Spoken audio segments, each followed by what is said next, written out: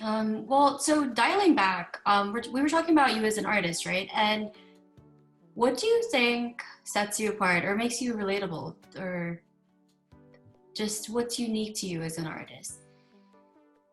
I've had people come to me and tell me how my lyrics really reflect what they're feeling. It's something Mm, my writing style is something that I relate it to myself. All these things I'm talking about, very personal, and you're lucky to hear it.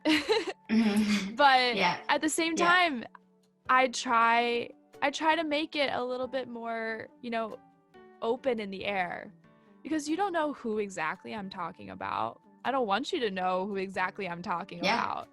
But at the same time, it allows, my listeners to kind of, my audience to really relate to it and put it into their own experiences.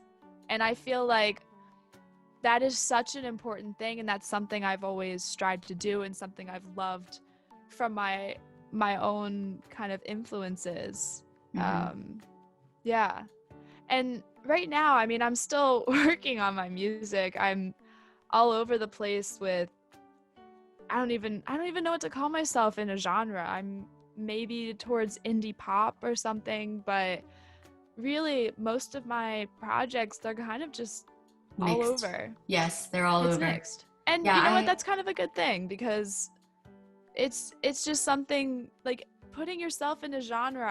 I don't feel like I can do that, and I don't feel like it's healthy for anyone to do that. hmm We're just such a fluid motion of creativity that if we just kind of keep on this one main track, that's just going to completely go away. And that's kind of the beauty of independent music, is that you can kind of just go how you want. yeah, and it's whatever creativity, like it's whatever comes to mind, like that's what it is. Yeah. And I love that you're talking about that, because when I actually sent out prompts for people, I'm just like, well, would you? It's difficult to explain to people what we do because you can't just be like, I mean, if I tell you like that I'm a music technologist, right? You're Right. just like, what is that? Because Right.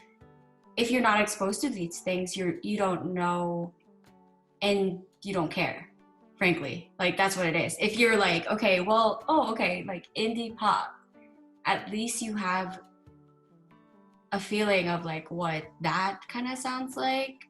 Mm-hmm. But then I do agree with you. Like while I'm drawing up these prompts, I'm just like, should I ask my guests about their genre of music? Because I know that the people invited are not conforming to any of those like traditional boxes that were made for, like pop or mainstream. Or when you say when you say that something is, let's say, hip hop or a similar genre, you're just like, okay, well, I kind of know what that sounds like. But then the people that I'm inviting on the show are people who are like you, breaking barriers and just not conforming to what traditional, I don't know if traditional hip hop is like what you would say, but I think in a, The like a more relatable, classics. the classics. And there's is a space for people who continue tradition